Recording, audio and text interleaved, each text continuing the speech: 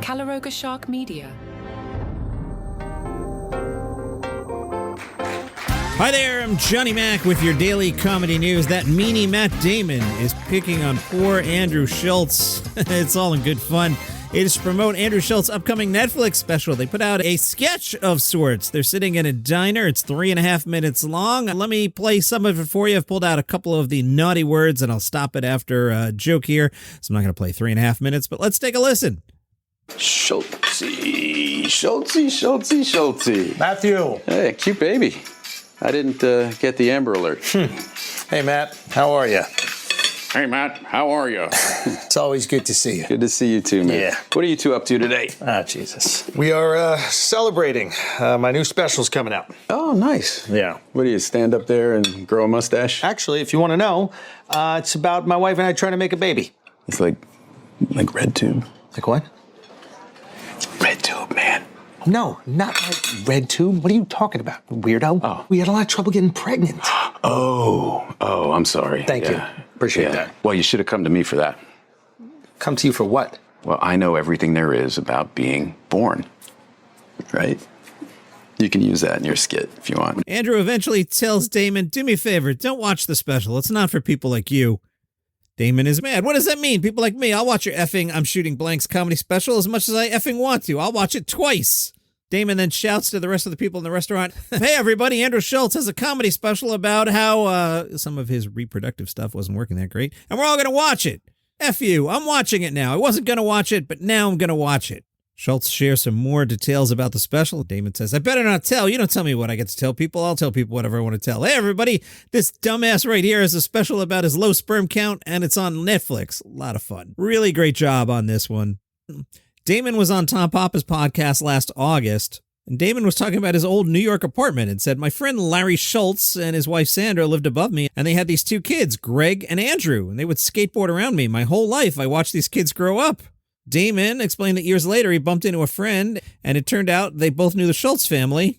The mutual pal said, my friend grew up in that building. Damon said, oh yeah, Andrew, Larry's boy, what's he up to? He was then told he's a very, very successful stand-up comedian. Schultz told People, Matt's the man. We were in the trailer right before we filmed, just riffing on the script, and his ideas were hilarious. They made the sketch so much better. Also, he's a movie megastar with no ego. It's incredibly rare in this business. Life is Andrew's special. It's March 4th on Netflix. There's a theory floating around that Shane Gillis, apparently, is connected to the shadow government somehow. Crack.com had the story. Now, this comes from the podcast War Mode. War Mode's co-host is Billy McCusker, who is the brother of Shane Gillis's podcasting partner, Matt McCusker. Anyway, on the War Mode podcast, Spud explained the theory. The new head of the CIA, he went to Notre Dame, okay? But the dude that was head of the CIA before him went to Trinity High School with Shane's father, Phil Gillis. The guy who is the CEO of Bud Light was in the CIA. This is all starting to make lots of sense, isn't it? You see, Spud explained, intelligence. There's a lot of people from West Point that are intelligence. There's a lot of people that are in entertainment that are in intelligence. USAID was paying all these people money to do that stuff. Why do you think the guy that used to work at the CIA goes to Budweiser? He knows there's a bunch of trans money on the table. He'll take it. Who cares? He'll go get Shane Gillis. So, I mean, at this point, Shane's an asset at this point. McCusker insisted that Spud has gone too far. Cracked wonders if Lorne Michaels is part of the deep state. Shane Gillis hosts SNL this weekend. Alec Baldwin, who, by the way, before we even get into the story, let's just point out there's a new Netflix series called The Baldwins. And it's funny how anytime somebody has a new Netflix series, they wind up in a controversy of sorts. I'm not going to promote the comedian here because, let me tell you the story and I'll explain why. So Alec Baldwin appeared to nearly come to blows with a Trump impersonator near Alec's apartment in Manhattan. There's obviously a camera running, and there's obviously a man dressed up as Donald Trump. So here's why I don't want to promote the comedian. Because you're going out of your way to be annoying. So whatever you think of Alec Baldwin, he's there. He's getting his cars out of a town car. He's tipping the driver. The Trump impersonator walks up to him dressed in a Trump outfit and offers Alec Baldwin, quotes, a full pardon for murdering that woman if Baldwin will kiss the ring. Newsweek reminds us Baldwin was never charged with murder. And this all refers to the incident during the filming of the movie Rust. Baldwin was charged with involuntary manslaughter. That charge was dismissed by New Mexico State Court in October 2024. So here's Alec, again, whatever you think of him. He's unloading his car. A guy walks up dressed as Trump. And Baldwin says, now let me ask you a question. Do you realize my kids live in this building? And then Baldwin kind of lost it and said, if this camera wasn't here, I'd snap your effing neck in half and break your effing neck. You realize that, don't you? I want you to get out of here. I'll take that camera and I'll shove it up your behind. So, like, you know, if you're a Trump impersonator, be a Trump impersonator. Don't walk up to people on the street with the camera. I have no patience for that. From the San Diego Union Tribune, they had a conference call with Jerry Seinfeld and Jim Gaffigan. I'll tell you what they said. Now, I'll switch back and forth here. I will do Jerry as, and if you're a new listener, this is half-ass angry Jerry Seinfeld. So it's not the Jerry of, do you ever notice that? Da-da-da? I don't do that one. I do the half-ass, slow-burn, angry Jerry Seinfeld from the sitcom. What do you mean? Da-da-da? So I'll do Jerry like that, and I don't know what I'll do Jim as, but Jim will be the other voice. And again, I'm putting a spin on this. I'm sure this is not the way Jerry said any of this. The question, what is it about each other that makes your relationships click? We laugh a lot. We just complain about everything. Some of it's funny. Some of it's really not. Doesn't really matter which is which. We know we're spoiled babies. It would be wildly inappropriate to complain about some of the things we complain about. Will you look at the weave of this carpet? People are dealing with a real crisis. And I don't like that. It's very strange, the lobby of this hotel. Comedians are embarrassed to admit how extremely difficult they find it to talk to anybody that isn't a comedian. It's a real struggle. We put on a show for regular people that were normal, and when we get to be with each other, we take off this ridiculous I'm normal suit, be ourselves. There's an absolute struggle when you're put into a normal environment. Not to say there's anything wrong with this, but comedians like to embrace our cynicism without someone being offended or thinking we're suicidal. I have a summer house in the Hamptons. I said to Jim, you should come. And he said, but wouldn't people invite me to dinners and parties? He was worried that he wouldn't like it if people wanted to socialize with him. I think Jim is one of the best at functioning normally. He's really good at it. I've got you fooled. It's a great act. Comedians go on stage and talk, and they give the impression that there's these social people. I'm not sure this bit is working at all, but I'm committed. They're like actors who can't deal with change or rejection, and I consider myself an actor. They put themselves in rejection's way. The San Diego Union Tribune asked them, you've both had great success in life. You don't need to tour as much as you do. What keeps you both going?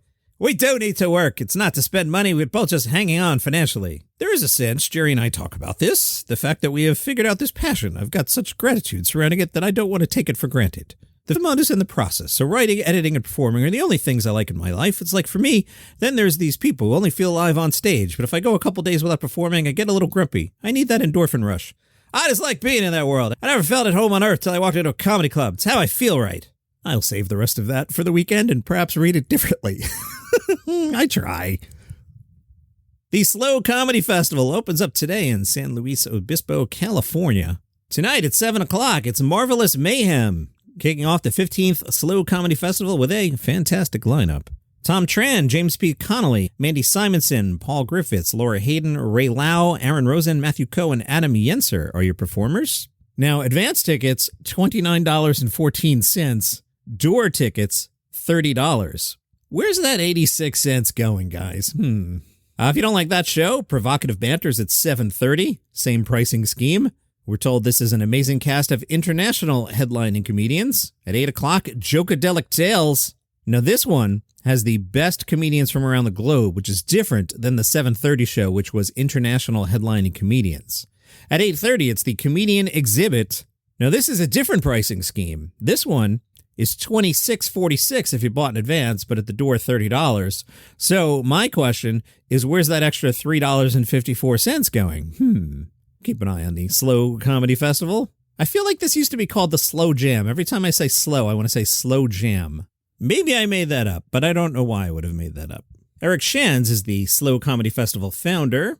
He told the slowreview.org, Year 15 is going to be a banger. We got 40 comedians, 21 shows, and 10 venues over 4 wild nights here. And Netflix and Warner Brothers are being sued by Pepperdine University. What's this about? Pepperdine claims that the upcoming basketball comedy series about a Los Angeles pro basketball team called The Waves violates the trademarks of Pepperdine. Pepperdine Senior VP Sean Burnett said in a statement, it was necessary to address the flagrant disregard of our intellectual property and the damage to our institutional identity, together with Netflix's and Warner Brothers' continued refusal to resolve Pepperdine's concerns. The series is called Running Point. It stars Kate Hudson as a reformed party girl who is unexpectedly placed in charge of her family's pro basketball team. The series is set to premiere today. Pepperdine says that the logo and blue and orange branding used for the show's waves are strikingly similar to the Pepperdine Waves, who have played NCAA basketball in the LA area for over 85 years. Now, interesting, Pepperdine said both the show's mascot and the school's mascot both wear the number 37. The lawsuit says that as a Christian university, Pepperdine would be irreparably harmed by being associated with the show, whose trailer includes cursing and references to sex, alcohol, and illegal drug use. The case is Pepperdine University versus Netflix, Inc. in the U.S. District Court for the Central District of California. That is your comedy news for today. See you tomorrow.